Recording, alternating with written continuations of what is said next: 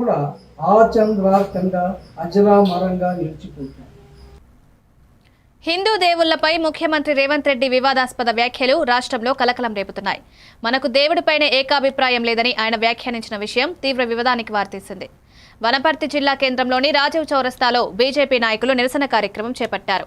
BJP రాష్ట్ర నాయకులు మెంటంపల్లి పురుషోత్తం రెడ్డి హిందువులను తక్కువ చేసి మాట్లాడి మైనార్టీలను మెప్పు పొందే ప్రయత్నం తప్పు అని తెలిపారు. ఈ కార్యక్రమంలో పెద్ద ఎత్తున బీజేపీ నాయకులు పాల్గొన్నారు.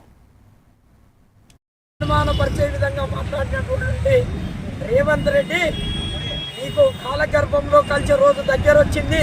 హిందువులను తక్కువ చేసి మాట్లాడి మైనార్టీ ఓట్ల కొరకు, ఒక్క నియోజకవర్గం కొరకు మైనార్టీల మెప్పు పొందడానికి జూబ్లీస్లో నువ్వు మాట్లాడినావు. నువ్వు చేసినటువంటిది రేపు 100 నియోజకవర్గంలో మెజార్టీ హిందువులు ఉన్నారు. నీ ఒక్క నియోజకవర్గం కొరకు నువ్వు మాట్లాడినా ఏదైతే హిందువులను కించపరిచినవో రేపు 100 నియోజకవర్గంలో అదే స్లోగన్ మీద భారతీయ జనతా పార్టీ ముందరు తీసుకుపోయి నిన్ను కాలగర్భంలో కలిపే ఈ పరిస్థితి ఒక భారతీయ జనతా పార్టీ తీసుకొస్తుందని చెప్పి మేము హెచ్చరిస్తున్నాం. రేపు రాబోయే ఎన్నికల్లో నీవు కాన్ల పార్టీకి చెందిన వ్యక్తివి. కాంగ్రెస్ అంటేనే కాన్ అని చెప్పినావు, ముస్లిం పార్టీ అన్నావు. ఆ ముస్లిం నమ్ముకున్న ఓట్లు మాత్రమే ఎక్కించుకో.